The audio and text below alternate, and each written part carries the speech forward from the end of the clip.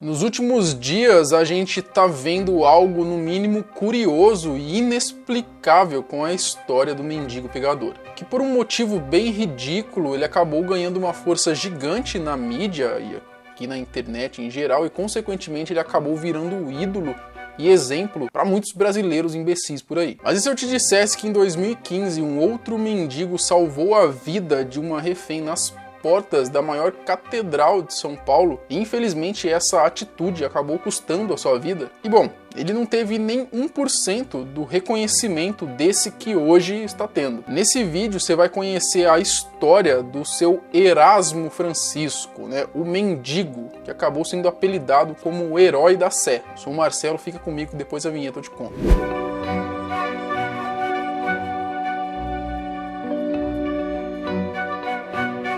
Um vídeo exibido em rede nacional na tarde do dia 4 de setembro de 2015 chocou o Brasil todo. A situação era a seguinte: um homem chamado Luiz Antônio da Silva, vestindo uma blusa verde e uma bermuda, sobe os degraus de uma escadaria em direção à porta da Catedral da Sé, e esse homem ele estava levando uma mulher de maneira bruta, puxando ela de maneira agressiva, com os braços em volta do pescoço da vítima. A mulher em questão é a Helenilza Mariana de Oliveira Martins. Ela visivelmente está desesperada com o que está acontecendo, e não é por menos. O criminoso, que assegura com força, está armado e fazendo ameaças a todo tempo, dizendo que ia matá-la. A vítima se debate e grita para as pessoas com a esperança de que alguém a pudesse ajudar. Mas o que acontece é que a praça acaba lotando de curiosos e até mesmo, devido à situação delicada, ninguém ousa tentar fazer algo. Sendo assim, qual seria o desfecho dessa cena que mais parecia um filme de terror? Algum herói improvável apareceria e salvaria essa moça?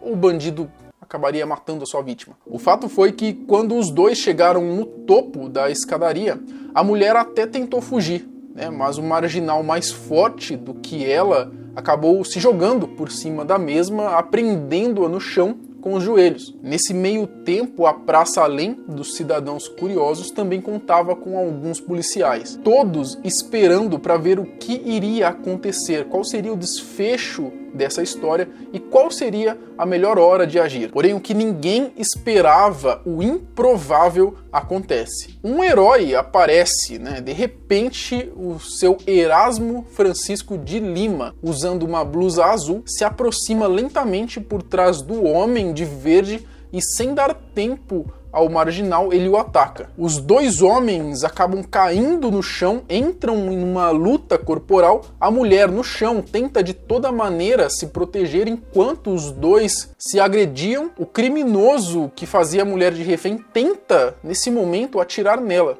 mas felizmente ele erra. O problema foi que a partir daí ele mudou o direcionamento do seu alvo.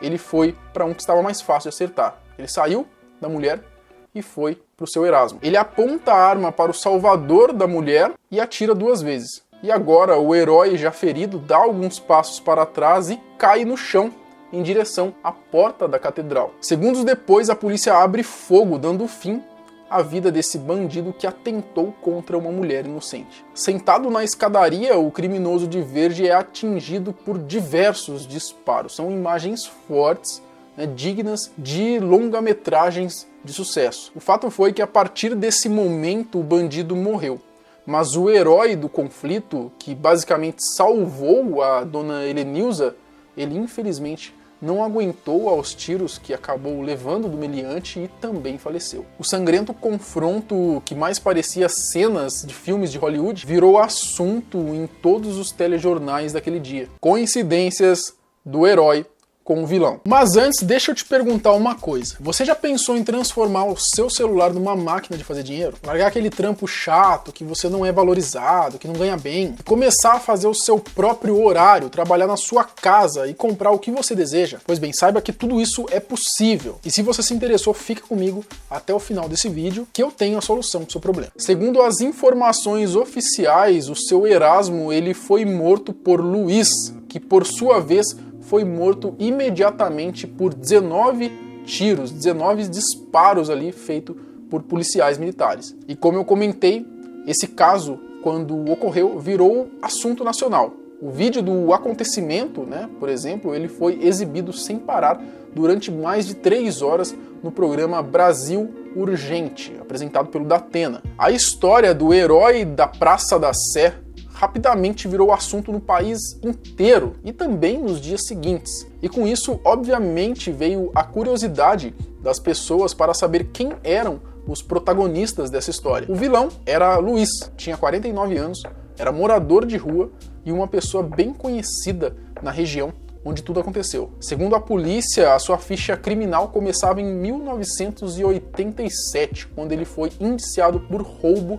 e tentativa de homicídio. Ele tinha envolvimento em vários outros crimes e passou pela cadeia em 3 oportunidades diferentes por tráfico de drogas. Ele costumava causar o terror naquela região, brigando com outros moradores de rua. Já o nosso herói, o seu Francisco Erasmo, ele tinha 61 anos, foi pai de 4 filhos, era pedreiro e infelizmente tinha um problema sério com a bebida, que segundo a sua ex-esposa foi o motivo do divórcio. Além de ter algumas coisas em comum com o bandido, ele também era morador de rua e até onde se sabe ele estava morando em alguns albergues públicos ali da região da Sé. Ele também tinha uma ficha criminal um pouco longa. Segundo a polícia, Erasmo era acusado em 4 casos: homicídio doloso em 1980, agressão em 1995, incêndio criminoso em 1998 e receptação e venda de itens roubados em 2000. Para deixar claro, nos registros da polícia não incluem informações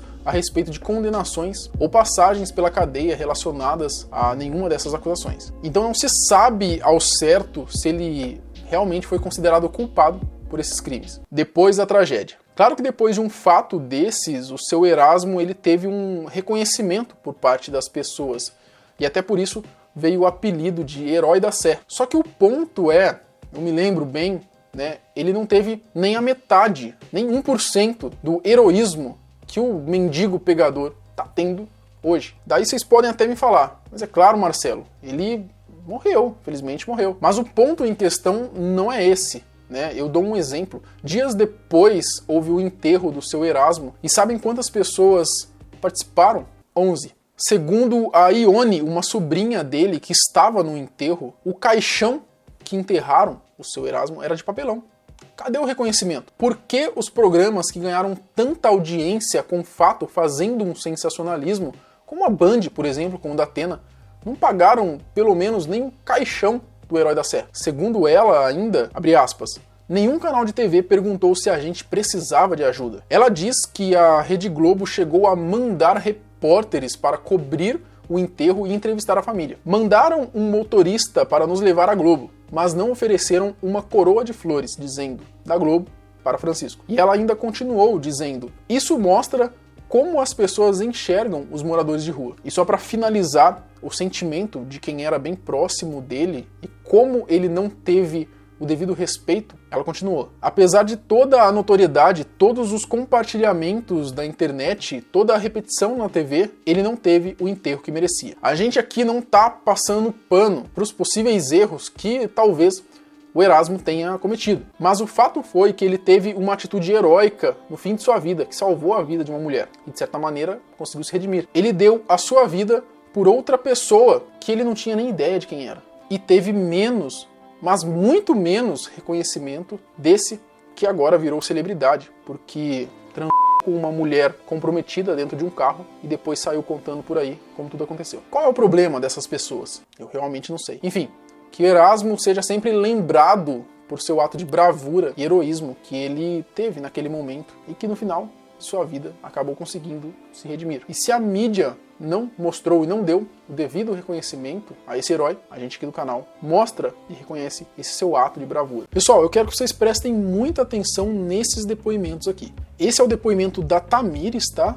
Olha aí, ela disse, meus primeiros resultados trabalhando pela internet, sei que é pouco, mas pra mim é muito. Sucesso para todos nós e obrigado, Thiago, por esse curso top demais. Ela ganhou então aí R$201. Tem aqui também o Pablo, né? Ele conseguiu aí R$ 2.513 e ele disse: sou muito grato por isso. E tem também esse aqui do Jefferson. Ele disse o seguinte: ó, tamo junto, Thiago, meus resultados desse mês, desde o lançamento do Destino Rico, vamos pra cima, galera. Ele fez então R$ 1.117. Bom, essas foram então 3 pessoas que seguiram um mini curso criado pelo meu amigo Thiago Gomes e que tiveram resultados memoráveis. E não tem nada a ver com negócio de pirâmide financeira, você não precisa investir milhares de reais ou ficar chamando pessoas, trata-se de um método 100% honesto. O que você vai precisar fazer é simplesmente assistir o mini curso gratuito do Thiago e ele vai te mostrar todo o passo a passo do negócio. Fique tranquilo porque é gratuito mesmo, tá? É no primeiro link aqui na descrição. São 4 aulas rápidas e online que vão te ensinar os primeiros passos para você começar a ganhar dinheiro com o seu celular na sua casa. Então clica no primeiro link na descrição, ele vai te direcionar para o WhatsApp do meu amigo Thiago, né? O Thiago, que ele é o meu mentor, ele que me ensinou tudo isso. Você vai falar diretamente com ele e pede lá